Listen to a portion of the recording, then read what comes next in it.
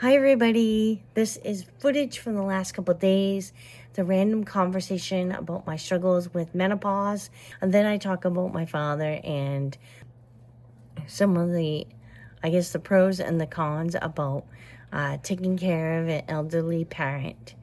So watch this video to get my thoughts on everything.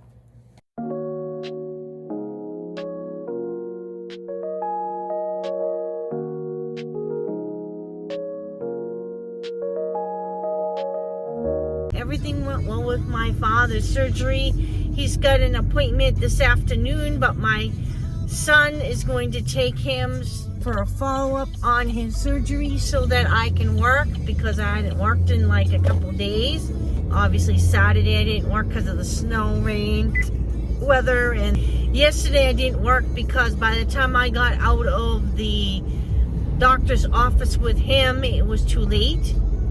So I have a lot of thoughts on my mind, and I have watched the Oprah Winfrey special last night about the menopause revolution, I think it was called.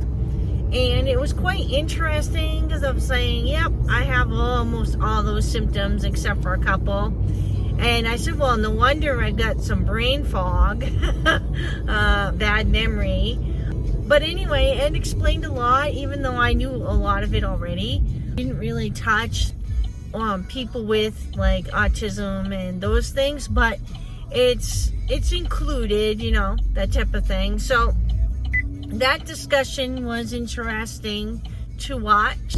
Because of my brain or my memory, I don't always remember to pay certain bills, so having a problem keeping up with my budget. I gotta sit down and work on a budget, so I'll probably work on that soon, and that way I can be a little more organized with that. My difficulty with working full-time in a restaurant. So I was sitting there talking to my dad today about what I saw on TV, and I was telling him, you know, my mind isn't the same as it used to be. Like, I forget things, or I'm spacey sometimes, and it's all part of menopause. Sometimes I feel like there's a big blank in my brain, and it takes a minute for me to get a thought from one end to the other. That's where I have all these ahs and thought and ums and everything, but you guys don't see those that often because I edit them out, which is good. But yeah, so it's been very difficult for me the last couple of years, because when menopause hit, that's when my brain kind of got messed up. Affects the autism as well and made it worse. So dealing with these different things doesn't help, right? So I was telling my father that it's very difficult for me to try to do all the financials. I take care of his financials as well with the VA, and work and take care of everybody. So I have a lot on my plate, and it's not because my husband is lazy. It's just the fact that my husband can't do like what normal people do, or what normal people can do. He doesn't have mobility either. Like, the mobility and the one side of his body is kind of numb. So like reaching, like, he can't shower alone. He needs help with showering, getting dressed. You know, he does need help with stuff like that. So it's not like able to be independent and take care of himself. He doesn't like to. He likes to be taken care of, but I told him, look, I've got things to do, and I gotta work, so you gotta do some things. So he does do some things that he's able to do.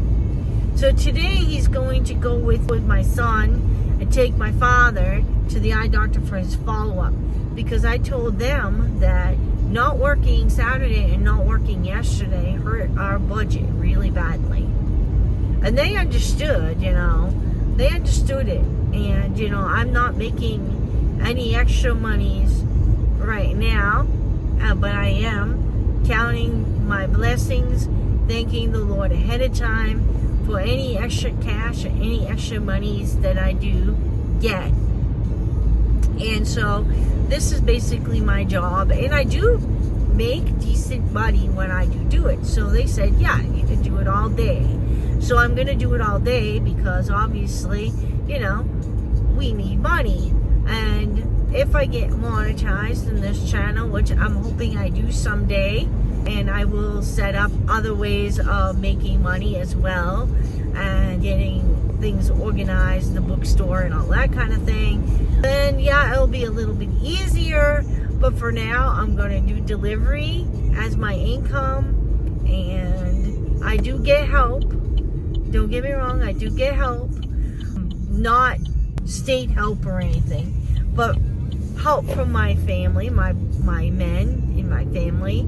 You know, we all contribute money into the budget and stuff. So it's just a matter of getting it right, because you know what I did was I got late on my electric bill and got shut off, even though we had paperwork sent from the doctor saying that they weren't supposed to shut us off, but they claimed they never got it. They said, well, the doctor has to send it in. Well, when my husband's doctor sent it in, they said, oh no, you have to send it in. So we're like, well, which one is it? So I said to my husband, I said, look, you know what we're going to do? Next time we go to the doctor, we're going to have them send in that paper, and I'm going to send the paper at the same time, and I'm going to mail it to them. That way, they know they got it, and that'll be it. But I was behind on the electric bill because I didn't make enough money. So we're trying our best to catch up and to pay. So my challenges of taking care of an elderly parent is that you are dependent upon, right? It's kind of uncanny and kind of interesting that, like, when we were born, our parents took care of us, right? Fed us, clothed us, bathed us, read to us, played with us. And it's just kind of uncanny how they get old and mobile and sick, and guess what we have to do as children? Take care of them. I guess it's the I call it the cycle of life, right? And believe me, I lived with my mother for 6 whole years, and we used to take care of each other. And now my dad lives with me. He's been living with me for about 2 years now, and exactly 2 years now, actually. I think today or 2 days ago, I think was his 2-year anniversary, arrival anniversary. And I've been taking care of him ever since. And, you know, it's a privilege to take care of your parent. And it is wonderful to take care of your parent. And what's even nicer is the fact how God's hand has been in all of this, because I'm going to tell you, before my father moved, we were praying for family unity, like unity within our family, our inner family. And I was praying, and then all of a sudden I noticed my father said he wanted to move back up here. And since he helped me buy my home, I said, come on up, you got a room ready. And I emptied his room, and I made his room into a bedroom. And when he got there, he had a bedroom, he bought a bed, he took care, you know, he does take care of a lot of things in the house, and he wants to be active, even though he is disabled. And I said, don't do too much. If you can't do it, don't do it. That's what I tell him all the time. But he's a stubborn dude. He's like, oh, I'm tough, I'm army tough. I said, yeah, but you're not army tough like you were back when you were in your early 20s. I said, you know, you're not a young chicken anymore, you know. But he's like, he is just like a blessing to me. And the amazing thing is that he became a born-again believer, and that was an answer to prayer, you know. And my mother, she's now in Florida, and she goes to a Pentecostal church too and is a born again believer. So I'm going to say this. The Lord has been good to me, has answered my prayers, and He's going to continue to answer my prayers even today.